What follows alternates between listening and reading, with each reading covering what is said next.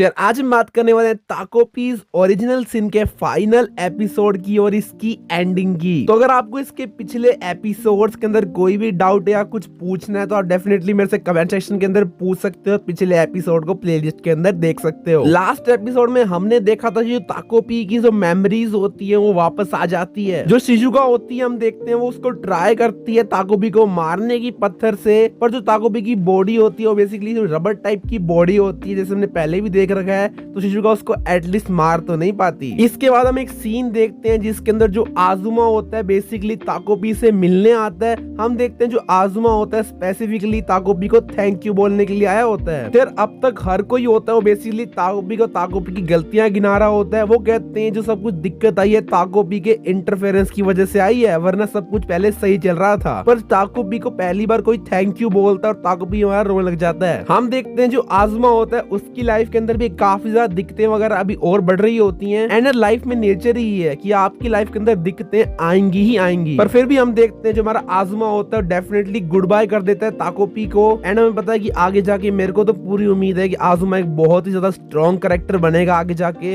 और एक अच्छा अडल्ट के अंदर बनेगा। पर दूसरी तरफ हम देखते हैं जो शिजुका होती है वो बहुत ही ज्यादा सैड हो रही होती है। शिजुका बहुत ज्यादा डिप्रेस्ड होती है और उसको हम समझ भी सकते हैं। शिजुका जब अपने डैड से मिलने गई थी तो उसके डैड ने उसको कंप्लीटली इग्नोर कर दिया था। जो शिजुका की मदर है उसके बारे में कोई भी चिंता नहीं करती। इवन दो शिजुका अकेले टोक्यो भाग गई थी, टोक्यो से वापस भी आ गई अकेले, पर उसकी मदर को कोई भी फर्क नहीं पड़ता उससे। जो शिजुका होती है वो ताकोपी को फटाफट बहुत बार मारती है और ताकोपी से पूछती है कि उसको क्या करना चाहिए था। उसने अपने डैड को खो दिया, मदर को खो दिया और उसके डॉग चापी को भी खो दिया। इस छोटी सी बच्ची की तो यही विश थी कि वो एक नॉर्मल लाइफ जी पाए, एक स्कूल में जा पाए जिसको कोई इसके अंदर बुली ना करे, इसके डैड और मदर हैप्पी रहे, एक साथ रहे। एंड जब पहले एपिसोड में शिजुका ने अपनी जान ली थी, सुसाइड की थी, तब उसके दिमाग में क्या क्या चीजें चल रही होंगी शायद अब हमको पता लग रही हैं। जो ताकोपी होता है वो शिजुका का हाथ पकड़ लेता है और शिजुका से माफी पे माफी मांगता है। इवन दो हम भी जानते हैं कि माफी मांगने से चीजें नहीं बदलती हैं। जिसको आप खो चुके हो माफी मांगने से कभी भी वापस नहीं आने वाला है। फिर भी हम ह्यूमंस माफी मांगते हैं और चीजों को फिक्स करने की कोशिश करते हैं जो कि कम्प्लीटली कभी भी फिक्स हो ही नहीं सकती। एंड अगले सीन ने भाई मेरा दिल मेल्ट कर दिया था। हम देखते हैं जो शिजुका होती है वो काफी ज्यादा रो रही होती है, जो ताकोपी होता है वो भी रो रहा होता है। एंड हम देखते हैं वो रोते रोते बस रोते ही रह जाते हैं। शिजुका होती है वो चलने लग जाती है, दिन हो जाती है, रात हो जाती है, मौसम बदल जाते हैं। इस सीन के अंदर मेरे को बहुत ज्यादा बुरा लगता है कि शिजुका कर क्या सकती है।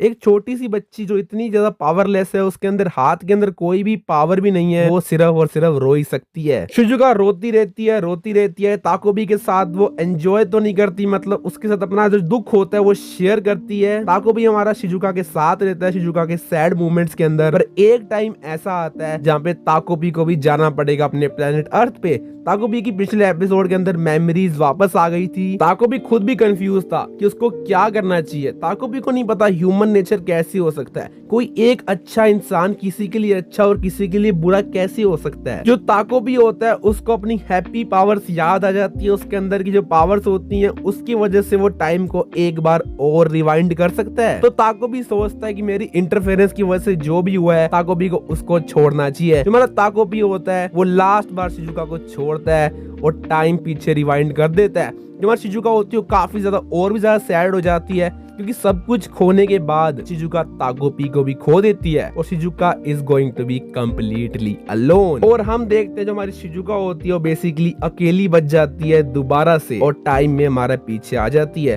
पर इस बार हम देखते हैं जो ताकोपी होता है वो अर्थ पे नहीं होता, ताकोपी अपने प्लेनेट पे होता है। ताकोपी में भी इज गॉन। दोबारा से हम देखते हैं जो शिजुका होती है वो बुली हो रही होती है एज यूजुअल बाय मारिना। पर हम देखते हैं कुछ मूवमेंट्स ऐसी आती है इवन दो ताकोपी अर्थ के ऊपर नहीं होता पर जो उसने इम्पैक्ट छोड़ा होता है पिछले कुछ टाइम के अंदर, इवन दो इन सब बच्चों को, आजुमा को, मारिना को, शिजुका को ताकोपी का एक्चुअल नाम नहीं पता, ताकोपी की उनकी मेमोरीज उनके शायद वाइप आउट हो चुकी हो पूरी की पूरी, और जो छोटी मोटी फेंट जो उनके मेमोरीज हैं उनके दिमाग के अंदर जो उन्होंने ताकोपी के साथ एंजॉयमेंट की थी वो कभी भी वो नहीं भूल सकते। अब अगले सीन को देख के मेरे को ताकोपी की ओपनिंग थीम की याद आ गई। जो ओपनिंग सॉन्ग हर बार बजता है ताकोपी के एनिमे में हर एपिसोड से पहले उसके अंदर एक सीन ये आता है जिसके अंदर हम देखते हैं जो मारिना होती है और शिजुका होती है वो आपस में काफी ज्यादा फ्रेंडली दोस्त बने होते हैं। बेसिकली हम देखते हैं जो ताकोपी होता है ओपनिंग के अंदर अपने रिबन से हैप्पी गैजेट से कोशिश करता है इन दोनों लड़कियों का मैं दोस्त बना पाऊं, और हम देखते हैं कुछ वैसा ही होता है हमारी एंडिंग के अंदर। हम देखते हैं जो शिजुका होती है उसको जैसे ही मारिना बुली कर रही होती है,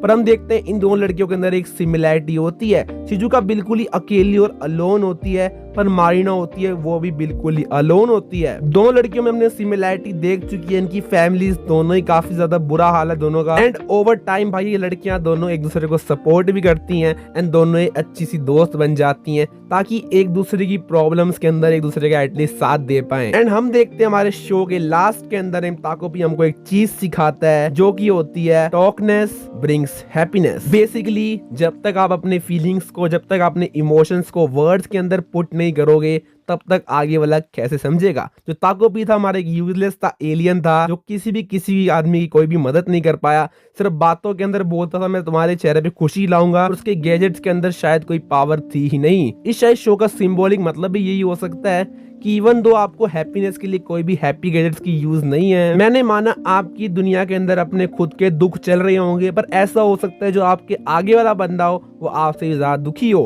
तो आपको ये चीज के बारे में बात करनी आनी चाहिए। एंड यार मैं तो यही कहूंगा इस शो की ये हैप्पी एंडिंग कंसिडर करेंगे हम बिल्कुल ही, मतलब हर चीज बिल्कुल भी फिक्स नहीं हो और कभी फिक्स हो भी नहीं सकती है। Perfect ending is never an option, very human, और एक ऐसी एंडिंग देखने को मिलती है जिसके अंदर हम होप देखते हैं कैरेक्टर्स के अंदर, इवन दो उनकी फैमिलीज अभी भी इतनी कुछ खास नहीं है, पर फिर भी एटलीस्ट उनको एक दोस्त मिला ताकि वो लाइफ में आगे बढ़ पाए rather than taking their own life। Sir मेरी कंप्रीहेंशन यही थी इस शो की, इसकी एंडिंग की। आपको क्या लगता है, ये शो आपको कैसा लगा मेरे को बताना। आपको क्या लगता है इसकी एंडिंग और क्या अच्छी हो सकती थी। मिलेंगे, thanks for watching, good bye.